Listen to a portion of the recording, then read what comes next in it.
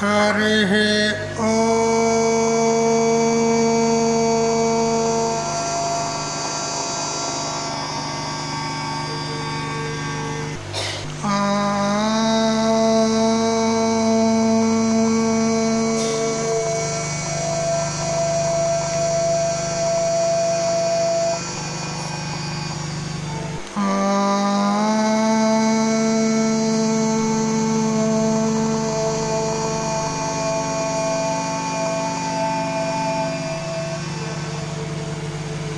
कृष्णं कमलपत्राक्षं पुण्यश्रवणकीर्तनं वासुदेवं जगद्योनिं नौमि नारायणं हरिं शङ्करं शङ्कराचार्यं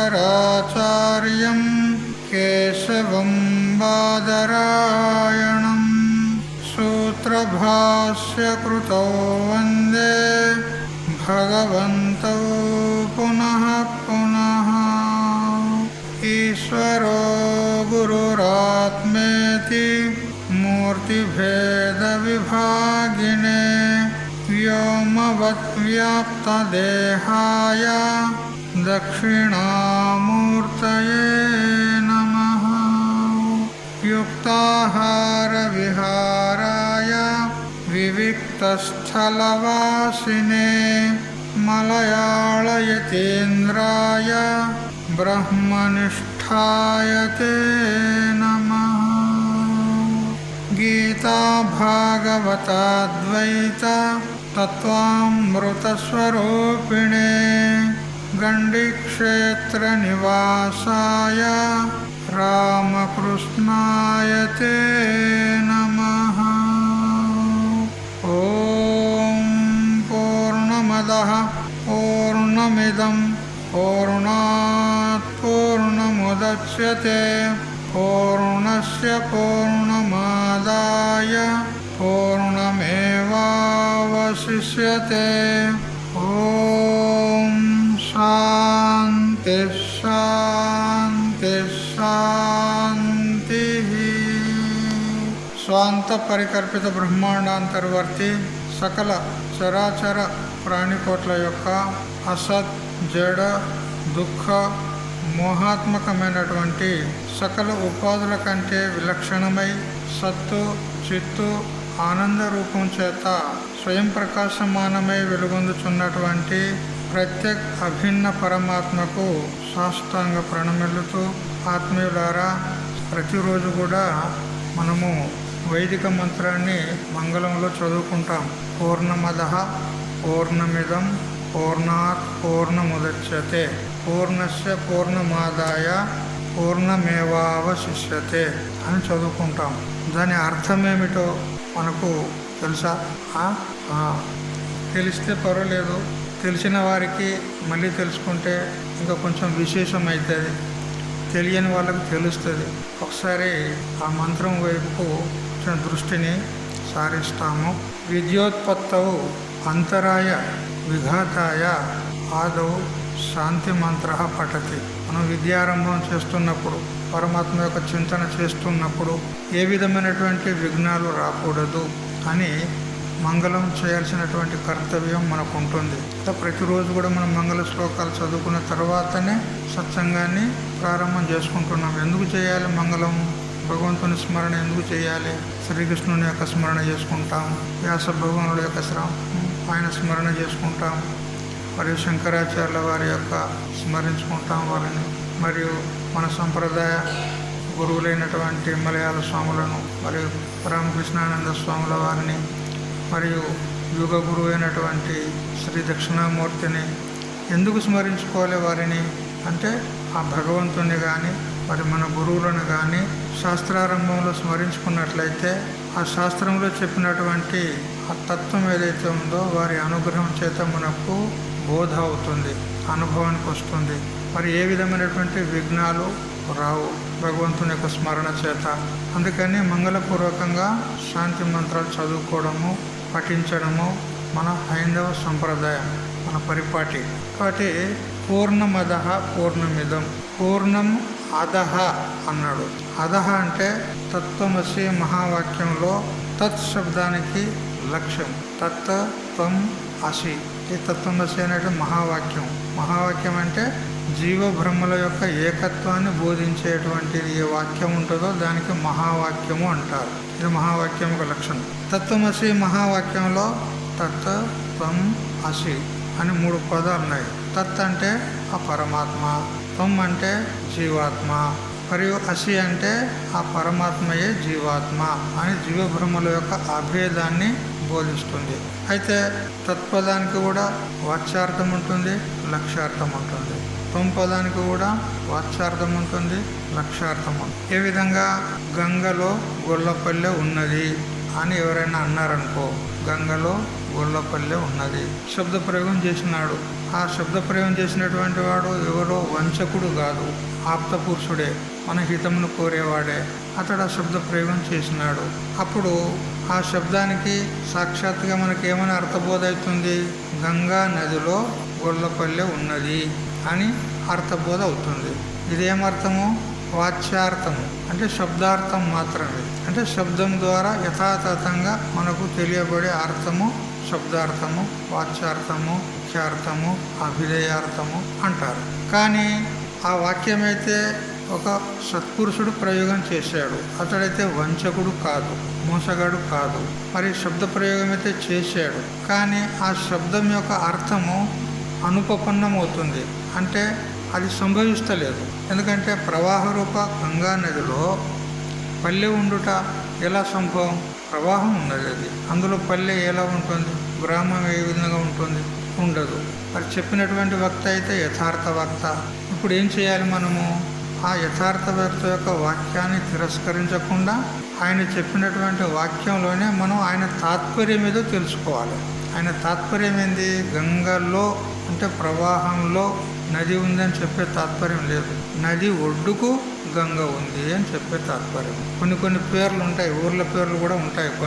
అక్కడ కొన్ని చోట్ల ఒక ఊరు పేరు ఉంది, చెర్ల అంకిరెడ్డి పల్లె అని ఇట్లా ఒక ఊరు పేరు ఉంది. చెరువులో అంకిరెడ్డి పల్లె ఉంది అన్నారు. చెరువులో ఉన్నదా ఊరు? చెరువు పక్కకు ఉన్నది, చెరువులో ఉండదు. అట్లా గంగలో గ్రామం ఉండేది సంభవించదు. కానీ వాక్య ప్రయోగం అయితే జరిగింది, గంగలో గ్రామం ఉంది అని. కానీ ఉండేది మాత్రం సంభవిస్తలేదు. అప్పుడు ఏం చేయాలి మనము? లక్ష్యార్థాన్ని మనము అధికంగా చేయాలి. లక్ష్యార్థం అంటే దాని తాత్పర్యం. ఆయన చెప్పినటువంటి వాక్యంలోని అర్థం ఏమిటి? అది గంగలో ఉండేది సంభవించదు కదా. అలాంటప్పుడు మన ఆయన వివక్ష ఏమిటి? ఆయన తాత్పర్యం ఏమిటి అంటే గంగా తీరంలో గ్రామం ఉంది అని చెప్పే తాత్పర్యం ఉంది అతనికి. ఆ గంగా తీరంలో గ్రామం ఉంది అనేది ఇది లక్ష్యార్థం. వాచ్యార్థమేమో గంగలోనే గ్రామం ఉంది అని ఇది వాచ్యార్థం. ఉన్నది ఉన్నట్టుగా తెలుసుకుంటే. కానీ ఉన్నది ఉన్నట్టుగా తెలుసుకుంటే సంభవించదు. అప్పుడు ఏం చేయాలి? మనము లక్ష్యార్థాన్ని, అతని భావాన్ని, అతని తాత్పర్యాన్ని మనం తెలుసుకోవాలి కదా. మీకు కూడా ఎన్నోసార్లు చెప్పిన, పొయ్యి మండుతుందేమో చూసిరాపో బిడ్డ అని అంటావు. నువ్వు పొయ్యి మండుతుందేమో చూసిరా అంటావు. మీ తాత్పర్యం ఏంది చెప్పండి? పొయ్యి మండుతుందేమో చూసిరా బిడ్డ అని నీ బిడ్డకు చెప్పినావు. శబ్దార్థం ఎట్లా ఉన్నది? పొయ్యి మండుతుందా? పొయ్యి మండుతుందా? పొయ్యి మండితే వంట చేసుకుంటావు. అర్థమవుతుందా లేదా? పొయ్యి మండది. ఏం మండుతాయి? కట్టెలు మండుతాయి. కానీ నువ్వేమని శబ్ద ప్రయోగం చేసినావు? పొయ్యి మండుతుంది శబ్ద ప్రయోగం చేసినావు. మరి సాక్షాత్తుగా శబ్దార్థం తీసుకుంటే పొయ్యే మండుతుందని అర్థమవుతుంది. కానీ అక్కడ తాత్పర్యం ఉన్నదా తల్లికి? లేదు. పొయ్యిలో పెట్టిన కట్టెలు మండుతున్నాయా లేదా చూడు అని చెప్పే తాత్పర్యం ఉంది. వ్యవహారంలో మీ అందరికీ అనుభవం ఉంది. బువ్వ ఉడికిందా చూడుకో, అన్నం ఉడికిందా చూడుకో అంటావు. అంటే మీ తాత్పర్యం ఏంది? అన్నం ఉడుకుతుందా బియ్యం ఉడుకుతాయా? మరి నువ్వేమంటున్నావు? అన్నం ఉడుకుతుందా అంటావు. అన్నం ఉడికిందే ఉంటుంది, మళ్ళీ ఇంకేముంటుంది కదా. వ్యవహారంలో మన అందరికీ అనుభవం ఉంది. శబ్ద ప్రయోగం ఒక రకంగా ఉంటుంది, కానీ తాత్పర్యం వేరే ఉంటుంది. ఇట్లా చాలా బుద్ధిమంతుడు నువ్వు లే అని అన్నాడు అనుకో ఎవడన్నా. అంటే ఏమన్నట్టు? చాలా బుద్ధిమంతుడు నువ్వు లే అన్నాడు అనుకోకూడదు. ఏమన్నట్టు? అంటే తెలియదు కూడా అన్నట్టు, అంతే కదా. శబ్ద ప్రయోగము ఒక రకంగా ఉంది, అర్థం మరొక రకంగా ఉంది. ఇక ఇదే వాచ్యార్థం లక్ష్యార్థం అంటే ఏం లేదు. శబ్ద ప్రయోగము ఒక రకంగా ఉంటుంది. ఆ శబ్ద ప్రయోగాన్ని చూస్తే, ఆ వాక్యాన్ని, ఆ శబ్దాన్ని బట్టి చూస్తే అర్థము అది విరోధం ఉంటుంది. మరి ఏమిటి? దాని లక్ష్యార్థం వేరే ఉంది, దాని అభిప్రాయం వేరే ఉంటుంది. అట్లా ఈ బాట ఎక్కడికి పోతుంది? ఈ త్రోవ ఎక్కడికి పోతుంది అని అంటాం కదా. త్రోవ పోతుందా, మనిషి పోతాడా? మనిషే పోతాడు, త్రోవ అక్కడనే ఉంటుంది. వాడు అన్నాడంట, ఒకటి తెలియకల్లోడు, నేను పుట్టిన నుంచి చూస్తాను ఈ త్రోవ ఇక్కడనే ఉన్నది, ఎక్కడ పోదు అన్నాడంట వాడు. త్రోవ ఎక్కడ పోతుంది? ఎక్కడ పోదు, కానీ ప్రయోగం మాత్రం జరిగింది. ఈ త్రోవ ఎక్కడ పోతుంది అంటే తాత్పర్యం ఏంది? ఈ త్రోవను అనుసరించి మేము పోయినట్లయితే ఏ గ్రామానికి చేరుకుంటాము అనేది తాత్పర్యం ఉంది. కానీ త్రోవ ఎక్కడ పోతుంది అనే శబ్దార్థం వేరే ఉన్నది అది, కానీ అది సంభవించదు. త్రోవ పోయేది ఎక్కడ ఉంటుంది? అది ఉన్నకానే ఉంటుంది. ఇంతే. వాచ్యార్థం లక్ష్యార్థం అంటే ఏం లేదు, అంటే తాత్పర్యం వేరే ఉంటుంది, శబ్ద ప్రయోగం మరొక రకంగా జరుగుతుంది. అట్లా తత్పదానికి వాచ్యార్థం వేరే ఉంది. ఏమిటి? మాయ అనేటువంటి ఉపాధి కలిగినటువంటి వాడు, ఆ చైతన్యం ఏదైతే ఉందో మాయా విశిష్ట చైతన్యం అంటారు. అతనికే ఈశ్వరుడు అని అంటారు. ఈశ్వరుడు అంటాం కదా మనం. ఈశ్వరుడు అంటే శుద్ధ చైతన్యం కాదు, మాయతో కూడుకున్నటువంటి చైతన్యం, మాయను అభిమానించినటువంటి చైతన్యానికి ఈశ్వరుడు అంటారు. ఇది తత్పదానికి వాచ్యార్థం. ఇక అతడే సర్వజ్ఞుడు, సర్వశక్తిమంతుడు, సృష్టి స్థితిలయ కారకుడు, అనేకమైనటువంటి ఈ వ్యవహారం అంతా ఆ ఈశ్వరంలోనే ఉంటుంది. కానీ లక్ష్యార్థము శుద్ధ చైతన్యం, అందులో ఏ వ్యవహారం లేదు. సృష్టి స్థితి లయం కారణం ఏది లేదు, సర్వజ్ఞుడు కాదు, సర్వశక్తిమంతుడు కాదు, అందులో ఏ వ్యవహారం లేనే లేదు, కేవలం సామాన్య చైతన్యం ఉంటుంది. ఎప్పుడైతే మాయను అభిమానిస్తాడో, మాయను కల్పన చేసుకుంటాడో అప్పుడు విశిష్టుడైపోతాడు కదా. బ్రహ్మచారిగా ఉన్నప్పుడు ఏ టెన్షన్ ఉండదు. ఏమైనా టెన్షన్ ఉంటుందా? బ్రహ్మచారిగా ఉన్నప్పుడు నో టెన్షన్ కదా, అవ్వ బువ్వ అంతే, తినేది తిరిగేది, వాడిని ఏదో అభ్యాసం వాడు చేసుకుంటాడు. కానీ పెళ్లి చేసుకున్నాక కదా ఇంకా చెప్పకు కదా, ఇక వాడిని తిప్పలు వానికే తెలుస్తుంది, ఎవరికి తెలియదు. అందరికీ తెలుస్తుంది, ఎందుకంటే అందరికి అన్ననే ఉన్నారు కదా, అన్ననే మునుగుతున్నారు కదా, అందరికీ తెలుస్తుంది కదా. కాబట్టి బ్రహ్మచారిగా ఉన్నప్పుడు శుద్ధంగా ఉంటాడు, నో టెన్షన్. కానీ పాణిగ్రహణం అయిందా, అమ్మగారిని చేపట్టిండా, ఇక స్టార్ట్. వివాహము అంటే విశేషణ వాహనం, అంటే విశేషంగా మోయుట అని అర్థం. వివాహం అంటే గాడిలాగా మొయ్యాలన్నమాట. ఇక అట్లా అంటే మొగోళ్ళకే చెప్తానని అనుకోకుండా ఆడవాళ్ళు కూడా మొయ్యాల్సి పెడతారు, అంతే కదా. ఆడవాళ్ళు కూడా మొయ్యాలి, ఇక సంసారం భారం నెత్తిన మీద పడుతుంది కదా. పిల్లలు బ్యాకలు వీళ్ళు తయారవుతారు ఇక. ఎందుకంటే ఏకోహం బహుశ్యాం ప్రజయ అని ఆ ఈశ్వరుడే మొదలు సంకల్పం చేసిండు. ఇక వీళ్ళు మొదలు ఒక్కడుండే, ఇద్దరు అయినరు, ఇద్దరు పోయి నలుగురు అవుతారు కదా. ఇట్లా బహురూపులుగా అయిపోయాడు వాడే. ఇక చూడు టెన్షన్ కదా, సంసారం మీద పడుతుంది. మొదలు బ్రహ్మచారిగా ఉంటే నో టెన్షన్, ఎట్లా ఉంటాడో అట్లే ఉంటాడు. అట్లా శుద్ధ చైతన్యం బ్రహ్మచారిలాగా, అతనిలో ఏ వ్యవహారం లేదు, సాం సోం ప్రశాంత మనసం. ఇక ఎప్పుడైతే మాయను కల్పన చేసుకుంటాడో అప్పుడు మాయా విశిష్టుడైపోతాడు, అంటే మాయతో కూడిన వాడైపోతాడు. ఆ మాయతో కూడినటువంటి చైతన్యంలోనే ఈ సృష్టి మొదలైనటువంటి ఇదంతా జరిగింది. శుద్ధ చైతన్యంలో ఏం లేదు. అయితే ఆ మాయా విశిష్ట చైతన్యం ఈశ్వరుడే తత్పదానికి వాచ్యార్థం. అయితే ఆ వాచ్యార్థంలోనే లక్ష్యార్థం కూడా దాగి ఉంది. దాన్ని మనం వెలికి తీయాలి. భాగత్యాగ లక్షణ అంటారు. ఏ విధంగా బ్రహ్మగారులు బియ్యం చేటలు పోసుకొని అందులో రాళ్ళు లేదా ఊక చెత్త చెదారం ఉంటే దాన్ని చెరిగి ఆ చెదారాన్ని అంతా తీసేస్తారు. చెత్తనంతా తీసేసి రాళ్ళు వగేర తీసేస్తే ఇక కేవలం మంచి బియ్యం మిగులుతాయి అన్నమాట. ఒక భాగాన్ని త్యాగం చేశారు. ఏంటిది? పనికిరాని భాగాన్ని త్యాగం చేశారు, మనకు అవసరం ఉన్నదాన్ని గ్రహించారు. అరటిపండు అంటాము. అరటిపండు అని అంటే తొక్క సహితంగా గుజ్జు, అంతే కదా. అరటిపండు అనే శబ్దానికి అర్థమైంది తొక్క సహితంగా గుజ్జు. అందులో మనకు అవసరం ఉన్నది గుజ్జు, పనికిరాంది తొక్క, దాన్ని తీసేస్తాము, మనకు అవసరం ఉన్నది తీసుకుంటాము. ఇదేంది? ఒక భాగాన్ని త్యాగం చేసినాము, ఒక భాగాన్ని గ్రహించినాము. దీనికే భాగత్యాగ లక్షణ అంటారు. అట్లా ఈ తత్పదంలో వాచ్యార్థంలోనే మాయ అనేది ఒకటి ఉంది, మరి చైతన్యం, మాయతో విశిష్ట చైతన్యం ఉన్నది. అయితే ఆ మాయ అనేది మనకు పనికిరాని భాగం. మాయను త్యాగం చేయాలి. త్యాగం చేసి కేవలం చైతన్యాన్ని గ్రహిస్తే అదే తత్పదానికి లక్ష్యార్థం అవుతుంది. అట్లే తుంపదార్థంలో కూడా జీవుడు, తుంపదానికి వాచ్యార్థం జీవుడు. ఈ శరీరము, ఈ ఇంద్రియాలు, ఈ మనస్సు, ప్రాణము, ఈ సంఘాతం, దీన్నంతటినీ అభిమానించిన వాడు జీవుడు. ఇది వాచ్యార్థము. దీనిలో చైతన్యమును వేరు చేసి ఈ శరీరాన్ని సంఘాతాన్ని బాధ చేసినాం అనుకో, అంటే మిథ్యా అని నిశ్చయం చేసినాం అనుకో, కేవల చైతన్యం అవశిష్టంగా ఉంటుంది. ఆ చైతన్యం కూటస్థ చైతన్యం, అది లక్ష్యార్థం తొంపదానికి. మొత్తం సంఘాతం కూడుకున్నటువంటి వాడు నేను నేను అనేటువంటి ఏదైతే అంటున్నాడో, నేను కర్తను, నేను భోక్తను, నేను అట్లా ఇట్లా అంటున్నాడు కదా, వీడు జీవుడు. అయితే ఇది వాచ్యార్థం. ఈ వాచ్యార్థంలోనే శరీరం అనేటువంటి మనకు పనికిరాని భాగాన్ని బాధ చేసినాం అనుకో, కేవలం శుద్ధ చైతన్యం కూటస్థ చైతన్యం, అది తొంపదానికి లక్ష్యార్థం కదా. ఈ లక్ష్యార్థాలు ఏవైతే ఉన్నాయో తొంపదంలో మరి తత్పదంలో, తొంపదంలో కూటస్థ చైతన్యం సాక్షి, మరి తత్పదంలో శుద్ధ చైతన్యం, ఈ రెండు స్వరూపం చేత ఒక్కటే. ఏ విధంగా మఠంలో ఉన్నటువంటి ఆకాశం, ఇది మఠాకాశం, బాహ్యంగా ఉన్నటువంటిది మహాకాశం. ఇప్పుడు ఈ మఠం అనేటువంటి ఈ ఉపాధి కనుక లేకపోతే ఆ మహాకాశము ఈ మఠాకాశం రెండు వేరులు ఒకటే. మఠం అనేది ఉపాధి లేదనుకో, అప్పుడు ఆకాశాలు ఎన్ని ఒకటే.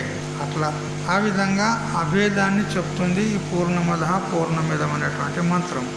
కాబట్టి పూర్ణం అధహ, అధహ అంటే తత్పద లక్ష్యం బ్రహ్మ. అధహ అంటే తత్పదంలో లక్ష్యార్థం ఏ శుద్ధ చైతన్యం తెలుసుకున్నామో ఆ బ్రహ్మ. పూర్ణం ఆకాశవద్ వ్యాపి, ఆ బ్రహ్మ ఎట్లా ఉన్నదంటే ఆకాశం ఎట్లా అంతటా వ్యాపించి ఉన్నదో, అణువణువులో ప్రతి వస్తువులో కూడా ఆకాశం ఉంది. రాయిలో కూడా ఆకాశం ఉంది. రాయిలో కూడా, రాయి అంతా నిబిడంగా ఉంటుంది గట్టిగా, అందులో కూడా ఆకాశం ఉంది. ఎందుకు?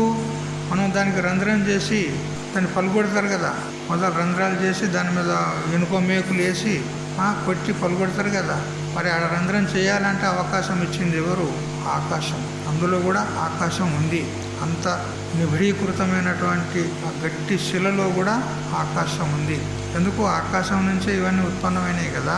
బ్రహ్మం నుంచి, ఆత్మ నుంచి ఆకాశం పుట్టింది, ఆకాశం నుంచి వాయువు, వాయువు నుంచి అగ్ని, అగ్ని నుంచి జలము, జలం నుంచి పృథివీ అన్నప్పుడు ఇవన్నీ ఎక్కడి నుంచి ఉత్పన్నమైన? ఆకాశం నుంచే ఉత్పన్నే. కాబట్టి కారణము కార్యంలో ఉంటుంది. ఏ విధంగా కుండలో మట్టి వ్యాప్తమై ఉన్నట్టు ఆకాశం అన్నిట్లో వ్యాప్తమై ఉంటుంది. మరి ఒక ఆకాశమే అన్నిట్లో వ్యాప్తమై ఉన్నప్పుడు దానికి కూడా కారణం ఎవరు? బ్రహ్మం. ఆ బ్రహ్మం ఎట్లున్నది? అంతటా వ్యాపించి ఉందన్నమాట.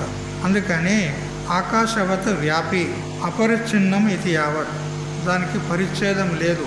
అంటే ఒక దేశానికి మర్యాదితమైందని చెప్పడానికే రాదు. ఇప్పుడు మన శరీరాలు ఉన్నాయి, ఇవి ఇప్పుడు మీరు కూర్చున్న చోటనే ఉంది, ఇక్కడ ఉందా మీ శరీరం? లేదు. అంటే ఒక దేశానికి మర్యాదితమై ఉంది, ఒక దేశానికి సీమితమై ఉంది శరీరం, అన్యత్ర లేదు. దానికి ఏమనాలి? దేశ మర్యాద, దేశ పరిచ్ఛేదము అనాలి. అట్లా బ్రహ్మము ఏ దేశంలో లేదు. కొత్తపేటలోనే ఉన్నదా బ్రహ్మం? ఇంకెక్కడ లేదా? ఎక్కడ పోతే అక్కడ బ్రహ్మం. ఎందుకు? బ్రహ్మమునందే ఈ జగత్తు అంతా ఉన్నది.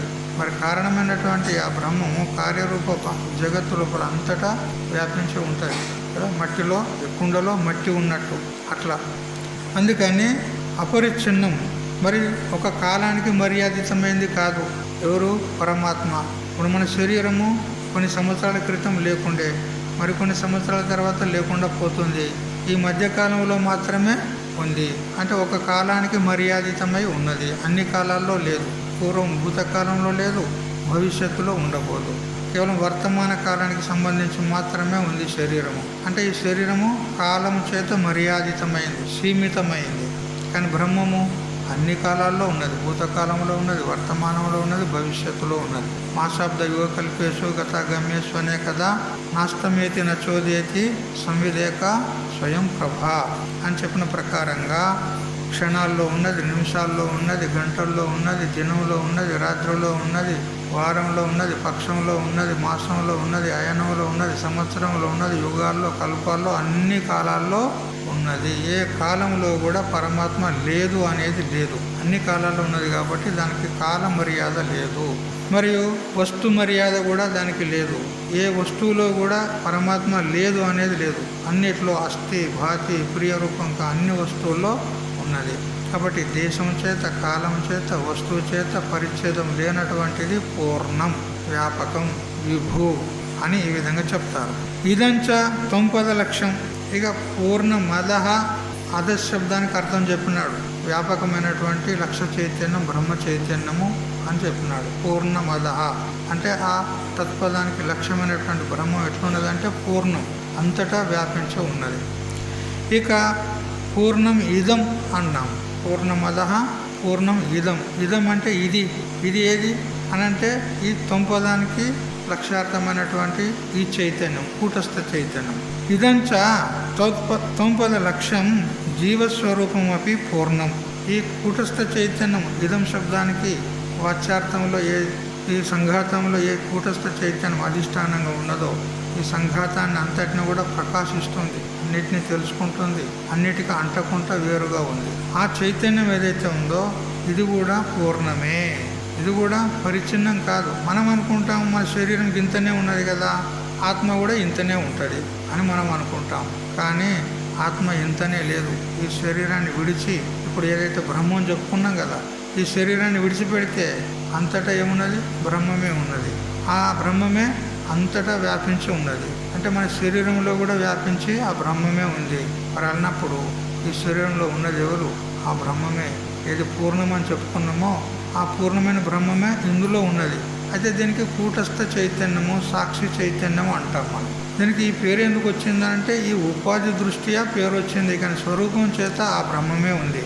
ఈ మఠంలో ఉన్నట్టు ఆకాశము స్వరూపం చేత మహాకాశమే ఉంది.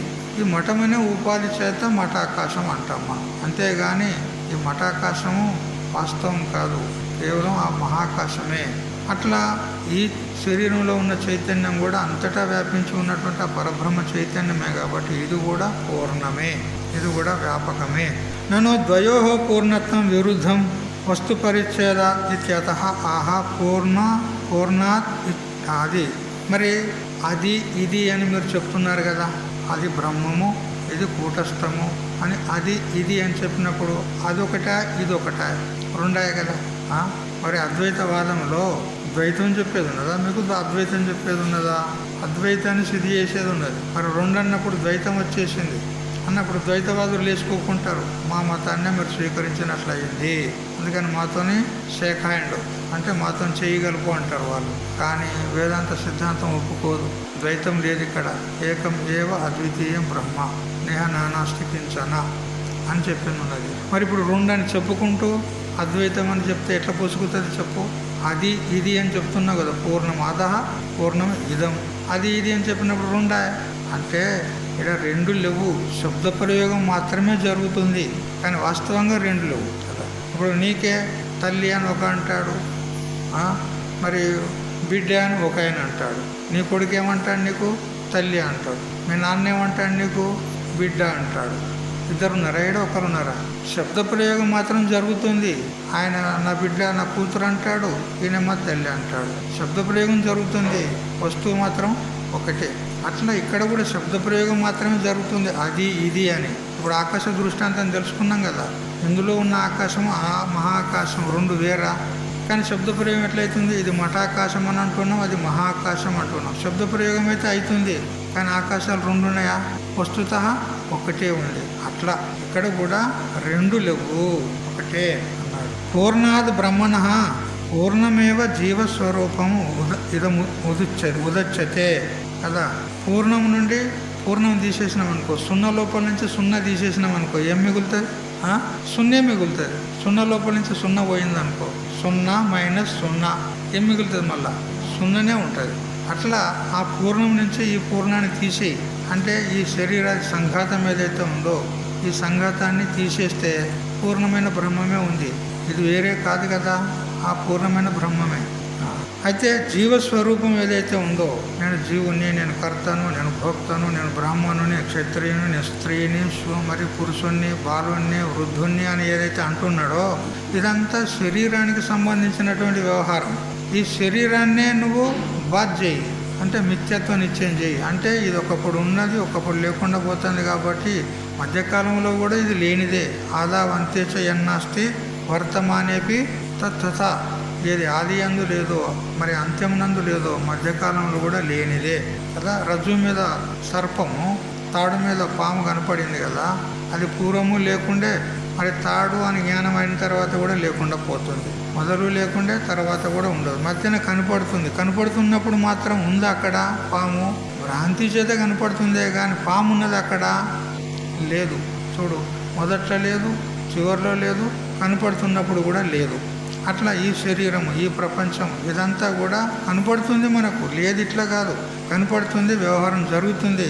కానీ వాస్తవంగా ఉందంటారా? ఎందుకంటే పూర్వం కొన్ని సంవత్సరాల క్రితం లేకుండా ఈ శరీరం కొన్ని సంవత్సరాలు లేకుండా పోతుంది, తర్వాత మధ్యలో కనపడుతుంది. కనపడినప్పటికీ కూడా ఇది వాస్తవం కాదు, అంటే పారమార్థిక సత్యం కాదు, వ్యవహారిక సత్యం ఉన్నది. కానీ బ్రహ్మం ఏ విధంగా అన్ని కాలాల్లో ఉంటుందో ఇది అన్ని కాలాల్లో ఉండేది కాదు. అందుకని మరి ఒకప్పుడు ఉండి ఒకప్పుడు లేకుండా పోయేది సత్యం ఎట్లయితుంది? మరి ఏంటిది? మిథ్యా. అందుకని ఈ శరీరాదులు మిథ్యా అని తీసేస్తే ఇక పూర్ణమైన బ్రహ్మమే మిగిలిపోతుంది. పూర్ణం ఏవ జీవస్వరూపం ఉదచ్చతే అంటే ఉద్రిచ్యతే అంటే ఉదేతి యావత్. ఈ శరీరాదులను తీసేస్తే ఇక పూర్ణమే మిగిలిపోతుంది. పూర్ణం నుండే పూర్ణం ఉత్పన్నమైంది. మరి ఈ పూర్ణంలోనే పూర్ణము ఐక్యమైపోతుంది. పూర్ణాత్ పూర్ణం ఉదచ్చతే, పూర్ణమైన బ్రహ్మం నుండే ఈ పూర్ణమైన జీవుడు వచ్చాడు. మరి పూర్ణస్య పూర్ణం ఆదాయ, పూర్ణం నుంచి పూర్ణాన్ని తీసేస్తే పూర్ణమేవ అవశిష్యతే, పూర్ణమే మిగిలిపోతుంది. ఇది పూర్ణస్య అంటే పరిణామ అసంభవేన తతః ఉత్పద్యమానస్య ఔపాధికత్వం ఏవ మహాకాశాదు ఉద్గచ్చతః ఘటాకాశస్య తథా దర్శనాత్. చూడు, కులాలుడు ఒక కుండను తయారు చేస్తాడు సారె మీద. ఆ కుండను తయారు చేస్తున్నప్పుడే అతను ఏ విధంగా ఆ కుండను ఎట్టట్లా దాని ఆకారాన్ని తీర్చిదిద్దుతూ ఉన్నాడో అట్టట్లా దాని యందు ఆకారం కూడా, ఆకాశం కూడా వస్తుంది. ఆకాశం కూడా వస్తుంది. కుండలో ఆకాశం ఉంటుందా ఉండదా? అది ఎప్పుడు ఉత్పన్నమైంది? ఆ కుండ ఎట్ట తయారవుతుందో అప్పుడే ఆకాశం కూడా దానిలో వచ్చేసింది. దానికి ఏమన్నాం? ఘటాకాశం అన్నాం. ఈ ఘటాకాశం ఉత్పన్నమైందా, ఘటం ఉత్పన్నమైందా? చెప్పండి. ఆకాశం ఉత్పన్నమైందా, ఘటం ఉత్పన్నమైందా? ఘటం ఉత్పన్నమైంది, ఆకాశం ఉత్పన్నం కాలే. ఆకాశం పూర్వమే ఉంది, ఆకాశం ఉత్పన్నం కాలే. ఆకాశం మొదలే ఉంది, కానీ ఘటం ఉత్పన్నం ఒకటతోడ మనకు ఆకాశం ఉత్పన్నమైనట్టు వల్లే ప్రతీతి అవుతుంది. కానీ ఆకాశం ఉత్పన్నం కాలే, ఘటం ఉత్పన్నమైంది. అట్లా శరీరం ఉత్పన్నమైంది, కానీ ఆత్మ ఉత్పన్నం కాలే, చైతన్యం ఉత్పన్నం కాలే. కాబట్టి పూర్ణం నుంచే పూర్ణం ఉత్పన్నమైంది అని వ్యవహారం అవుతుంది, అంతేగాని వాస్తవంగా ఉత్పన్నం కాలే.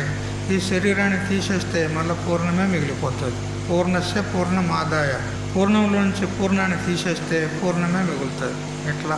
ఔపాధికస్య చ తదేవ తథ్యం రూపం యతః స ఉదేతి ఇది నిదానం అభేదాత్ పూర్ణాద్ ఉదృశ్యమానం పూర్ణమేవ భావః. నను జీవస్వరూపస్య పూర్ణత్వే వస్తు కుతః తన్ నా అనుభూయతే. మరి జీవుడు కూడా పూర్ణమే అనంటే మరి మాకు అనుభవానికి ఎందుకు వస్తలేదు స్వామీజీ? పరబ్రహ్మం పూర్ణము, జీవుడు కూడా పూర్ణరూపుడే, కానీ మాకెందుకు అనుభవానికి వస్తలేదు? మేము వ్యాపక స్వరూపులమని మాకెందుకు తెలుస్తలేదు అని ఈ విధంగా మనకు శంక కలిగినప్పుడు తత్రాహ పూర్ణస్య ఇది. అయితే ఈ శరీరాదులు తీసేయి, నువ్వు తీసేయంటే కక్కనలాగా చేయకుండ్రి. మీరు శరీరాన్ని తీసేయండి ఏమన్నట్టు?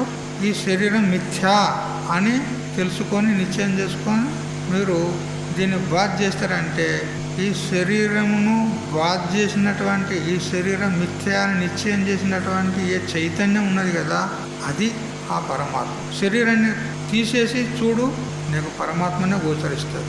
అంతటా ఉన్న పరమాత్మ ఈ చైతన్యం ఇక్కడ కూడా ఉన్నది, శరీరంలో కూడా ఉన్నది అన్నప్పుడు ఎప్పుడు నీకు పరమాత్మ అనుభవానికి వస్తుంది. ఘటాన్ని పగలగొట్టినట్లయితే ఇక మహాకాశమే మిగిలిపోతుంది. అదే ఘటాకాశమే మహాకాశం, మహాకాశం వేరే లేదు.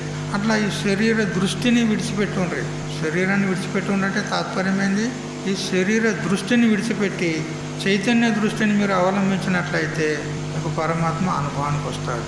ఎక్కడో లేడు పరమాత్మ. మనము ఏదో వివేకం లేక అక్కడ ఇక్కడ అక్కడ ఇక్కడ వెతుకుతూ ఉన్నాం భగవంతుని కోసం. ఎక్కడున్నాడు భగవంతుడు? ఎక్కడున్నాడు? స్వయంగా నువ్వే భగవంతునివి. భయం అవుతుందా? అమ్మో నేను ఎట్లా భగవంతుని అవుతా అని భయం అవుతుందేమి? భయపడనక్కర్లేదు. వస్తు స్థితి ఉన్నది. ఇది సకల శాస్త్రాలు, సకల వేదాలు, సకల పురాణాలు, భాగవతం, భారతం అన్నీ కూడా నీ గురించే చెప్తున్నాయి. వేదైస్త సర్వై అహమేవ వేద్య, సకల వేదాల చేత కూడా గానం చేయబడేటువంటిది నీవే. నీ స్వరూపాన్నే చెప్తున్నాయి. ఎవరో పరమాత్మ పరమాత్మ అంటే వాడెక్కడున్నాడు? నీకంటే వేరే ఉన్నాడా పరమాత్మ? నీ గురించే చెప్తున్నాయి సకల శాస్త్రాలు. భగవద్గీత కూడా నీ గురించే చెప్తుంది. అందుకని స్వయంగా నేనే పరమాత్మని తెలుసుకుంటే ఇంక నువ్వు ఎక్కడ పోనక్కర్లేదు, ఏం తెలుసుకోనక్కర్లేదు. ఇక ఏక విజ్ఞానేన సర్వం విజ్ఞాతం భవతి. ఒక మట్టిని తెలుసుకుంటే కుండలని తెలిసినట్టే. అన్ని కుండల్లో ఏమున్నది? కుండ, ముంత, మూజ, కూకుడు, కూజ ఏదేదో అంటారు.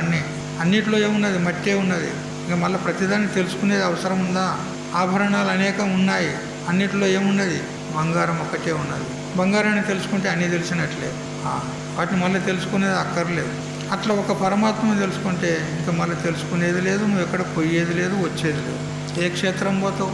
ఇప్పుడు నువ్వు పోతావు భగవంతుని దగ్గరికి పోతా అని అక్కడ ఇక్కడ దూర క్షేత్రాలకు పోతావు. నీకు భగవంతుడు దర్శనం అయ్యిందా? భగవంతుడు దర్శనం అయ్యిందా? ఆ రాయిని చూసి వచ్చి నువ్వు అంతే. ఒక విగ్రహం రాయి. అయితే నీకు ఆ రాయిలో కూడా పరమాత్మ ఉన్నాడనే దృష్టి కనుక ఉంటే అంత దూరం పోనక్కర్లే. రాయిలో కూడా పరమాత్మనే ఉన్నాడనేటువంటి దృష్టి కనుక నీకు వచ్చినట్లయితే అంత దూరం పోనక్కర్లే. మరి అంతటా ఉన్నటువంటి వాడు, ఆ రాయిలో ఉన్నవాడు ఇక్కడ లేడా? మరి ఇక్కడ ఉన్నాడు కదా, మరి అక్కడికి పోనక్కరేమున్నది? ఏమక్కరా నీకు అక్కడ పోయేది? ఏం అవసరం లేదు. అందుకని భగవంతుని చూడాలి అని అంటే కళ్ళతో చూడాలని ప్రయత్నం చేయకుండా, ఎందుకంటే కళ్ళ కనపడేటోడే కాదు వాడు. అయితే ఇప్పుడు భగవంతుని చూడబోతున్నాడు అర్జునుడు, అదే తెలుసుకోబోతున్నాం ఇప్పుడు 11వ అధ్యాయంలో. అయితే అది కూడా వచ్చి భ్రమనే. విశ్వరూప సందర్శనం, విశ్వరూపాన్ని చూపెట్టాడు భగవంతుడు. అదేం సత్యమా? అది మనకెట్లా ఈ స్థూల శరీరమో, ఈ విశ్వమంతా కూడా భగవంతునికి విరాట్ శరీరం. అదొక శరీరమే, అది కూడా మాయాకార్యమే ఉన్నది. ఇది ఎట్లా మాయాకార్యము? ఈ ప్రపంచమంతా కూడా విశ్వరూపం కూడా మాయాకార్యం, అది కూడా సత్యం కాదు. ఏదో అతనికి చూడాలనిపించింది చూపెట్టాడు, అంతేగాని అది కూడా సత్యం కాదు. మరి ఏమిటి అని అంటే దీని అంతటికీ అధిష్టానమైనటువంటి చైతన్యం ఉన్నది, అది సత్యం. అది అర్జునులో ఉన్నది, కృష్ణుల్లో ఉన్నది. ఇంతకుముందుకే చెప్పిండు కదా, పాండవానం ధనంజయ. పాండవుల లోపల ధనంజయుడు అర్జునుని నేనే అన్నాడు. మరి ఎక్కడ భేదం ఉన్నది? భగవంతుడు ఎక్కడున్నాడు? అర్జునుడు కూడా భగవంతుడిని నేనే అన్నాడు. మళ్ళీ చూడాల్సిన అవసరమే ఉన్నది. అయితే అజ్ఞాని దృష్టి చేత చూడాలనేటువంటి ఒక తపన ఉంటుంది.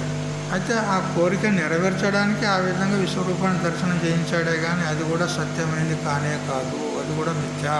మరి ఏమిటి? ఇప్పుడు మనం తెలుసుకున్నటువంటి శుద్ధ చైతన్యం ఏదైతే ఉందో అది సత్యం, అది మన వాస్తవ స్వరూపం. దాన్ని తెలుసుకోవాలి. కాబట్టి పూర్ణాత్ ఉదృశ్యమానం పూర్ణమేవైతి. కాబట్టి పూర్ణం నుంచి వచ్చినటువంటి కూటస్థుడు పూర్ణమే. మరి ఈ శరీర సంఘాతం నుంచి ఆ పూర్ణమైనటువంటి కూటస్థుని తీసి బ్రహ్మంతో అభేదం చేస్తే అప్పుడు జీవుడు కూడా పూర్ణమే. కాబట్టి పూర్ణస్య యత్ పూర్ణం స్వరూపం తన్మాత్రం ఆదాయ ఉపాధి అంశం అపహాయ ఇది యావత్. పూర్ణం నుండి పూర్ణమును తీసేస్తే పూర్ణమే మిగులుతుంది అన్నాడు. అంటే దాని తాత్పర్యం ఏంది? ఈ శరీరం ఏదైతే ఉందో దీన్ని మిథ్యా, ఇది వాస్తవం కాదు, ఇది సత్యం కాదని దీన్ని మిథ్యత్వ నిశ్చయం చేసి దీన్ని దృష్టిని మనం తీసేసినాం అనుకో, శరీర దృష్టిని తీసేసినాం అనుకో, ఈ శరీరము నేను కాదు అనేటోడు ఉన్నాడా లేదా?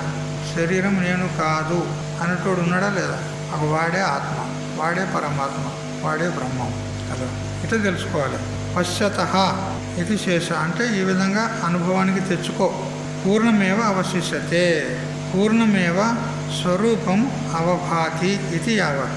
ఈ శరీర దృష్టి కనుక తీసేసినట్లయితే కేవలం ఆ పూర్ణమైనటువంటి పరమాత్మ అనుభవానికి వస్తుంది. అంటే నేనే పరమాత్మను, నాకంటే వేరుగా లేడు. ఘటేన సహా అవలోక్య మానస నభస అపూర్ణత్వ భానే అపి. మనము ఘట దృష్టితో కనుక చూసినట్లయితే ఆ ఘటంలో ఉన్నటువంటి ఆకాశము పరిచ్ఛిన్నంగా మనకు ప్రతీతి అవుతుంది. కానీ ఆ ఘట దృష్టిని తీసేస్తే కేవలం ఆకాశ దృష్టితో చూడు, అప్పుడు ఆకాశం మహాకాశమే, వ్యాపకమైన ఆకాశం. ఘటాంశం విహాయ, ఆ ఘటాంశాన్ని వదిలేసి చేతనాంశం దృష్టితో చూడు, అది పూర్ణమైన బ్రహ్మమే. అవలోకనే పూర్ణత్వస్య ఏవ అనుభవో యథా భావ. చూడు, ఆ ఘట దృష్టిని తీసేస్తే ఆకాశం పూర్ణం ఒకటే మిగిలింది.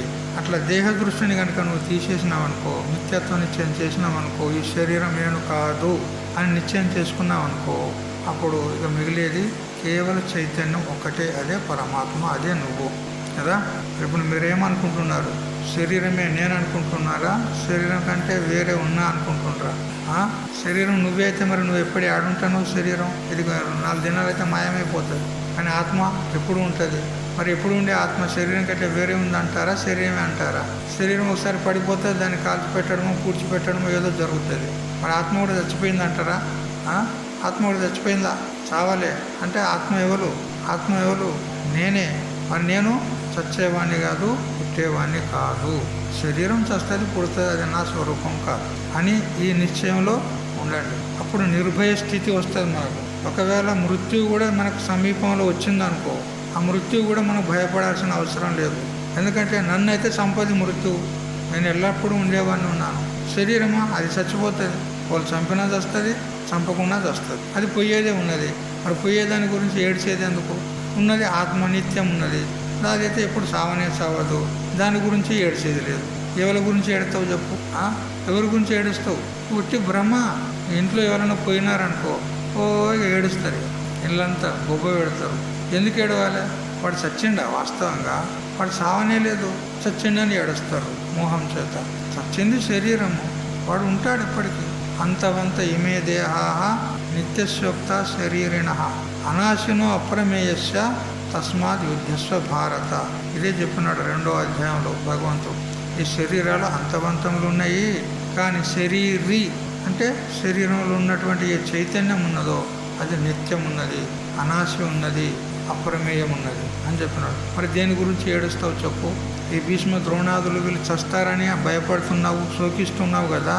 ఆ శరీరాలు మిథ్య, అంతవంతములు ఉన్నాయి. నువ్వు చంపితేనే చస్తారా భీష్మ ద్రోణాదులు? నువ్వు చంపకుండా చస్తారు వాళ్ళు. మరి ఆత్మ అంటావా, అది నిత్యం ఉన్నది. మరి దేని గురించి ఏడుస్తావు? అందుకని శోకమోహాలకు నిమిత్తమే లేదు, ఏడవడానికి కారణమే లేదు. అందుకని ఏడవకు. తస్మాత్ యుద్ధస్వ భారత. అందుకని నువ్వు ఏ యుద్ధం చేయడానికి వచ్చినవో యుద్ధం చెయ్యి అన్నాడు. వారి గురించి ఏడవకు. వాళ్ళు చచ్చేవారు కాదు, పుట్టేవారు కాదు. శరీరాల అవి ఎప్పుడూ చస్తాయి అంతే. అందుకని ఏడవడానికి అవకాశమే లేదు కాబట్టి యుద్ధం చెయ్యి అన్నాడు. మనం కూడా యుద్ధం చేయాలి. ఇప్పుడు ఏ యుద్ధం? సంసారం. ఇళ్ళనే ఉన్నాం కదా మనం, ఇళ్ళనే యుద్ధం చేస్తూనే ఉన్నాం. అందుకని చేసే యుద్ధం చేస్తూనే ఉండాలి. కానీ ఆంతర్య నిశ్చయం మాత్రము ఇప్పుడు మనం ఎట్లా చింతన చేసినామో అట్లా ఉండాలి. నేను చచ్చేవాడిని కాదు, పుట్టేవాడిని కాదు అని ఈ నిశ్చయంలో ఉండి మన వ్యవహారాలు మనం చేసుకునేది, మన యుద్ధం మనం చేసేది.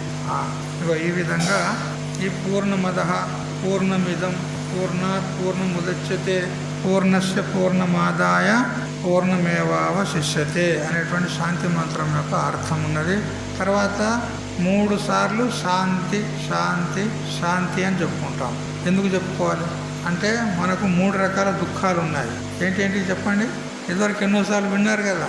ఆధ్యాత్మిక దుఃఖము, ఆది భౌతిక దుఃఖము, ఆది దైవిక దుఃఖము. ఈ 3 దుఃఖాలు మాకు రాకూడదు అని ఓం శాంతి శాంతి శాంతి అని చెప్పుకుంటాం. ఇది ఆ మంత్రం యొక్క అర్థం కదా. అయితే ఇంత దగ్గర భగవంతుడు చక్కగా మంచిగా బోధిస్తూ ఉన్నాడు. ఆ బోధించిన దాన్ని అర్జునుడు మంచిగా చక్కగా ఏకాగ్ర చిత్తంతో అంత యుద్ధ రంగంలో కూడా ఆడ డమడములు ఘోషలు అన్ని శబ్దాలు ఎన్నో వినపడుతున్నాయి. ఆడు యుద్ధరంగం లోపల వేరీలు అవన్నీ డమ్ డమ్ అని కొడుతూ ఉన్నారు. యుద్ధం ప్రారంభం కాబోతుంది. ఆ ఏనుగులు ఘంకరిస్తున్నాయి, గుర్రాలు సకిలిస్తూ ఉన్నాయి. ఎంతో ఆడు శబ్దం అవుతుంది. అయినా కానీ అంతటి శబ్దంలో కూడా అర్జునుడు ఏకాగ్రంతో భగవంతుడు చెప్పిందల్లా విన్నాడన్నమాట. విని యథార్థంగా అతడు తెలుసుకుంటున్నాడు. అయితే గురుదేవుడు ఏ విధంగా చెప్తూ ఉంటాడో ఆ చెప్పిన దాన్ని ఆయన తాత్పర్యాన్ని అనుసరించి మనం అర్థం చేసుకోవాలి. ఆయన తాత్పర్యం ఒక రకంగా ఉంటే మనం ఇంకో రకంగా తెలుసుకున్నాం అనుకో, దానికి ఏమంటారు? విపరీత జ్ఞానం అంటారు. విపరీతం అంటే విలక్షణంగా తెలుసుకుంటున్నాం. ఆయన చెప్పింది ఒకటి, మనం చెప్పేది ఒకటి. విపరీతమైతే ఒక ఆయన ఇట్లా సత్సంగం చెప్తూ ఉన్నాడు. చెప్పేటప్పుడు మనలాగా ఒక ఆయన వచ్చి కూర్చున్నాడు, విన్నాడు. ఆయన కూడా సత్సంగం విన్నాడు. అయితే ఆ సత్సంగంలో ఆ వక్త ఇట్లా చెప్తూ ఉన్నాడు, అగ్ని మానవకః అన్నాడు. అంటే మానవకః అంటే బ్రహ్మచారి. బ్రహ్మచారి నిప్పు లాంటి వాడు అని అన్నాడు. బ్రహ్మచారి నిప్పు. ఎందుకంటే బ్రహ్మచారి లోపల ఏ దోషం ఉండదు. అతడు ఇంకా వివాహాన్ని చేసుకోలే, ఏ దోషం లేదు. ఎల్లప్పుడూ భగవంతుని ధ్యానం చేసుకుంటూ ఉంటాడు.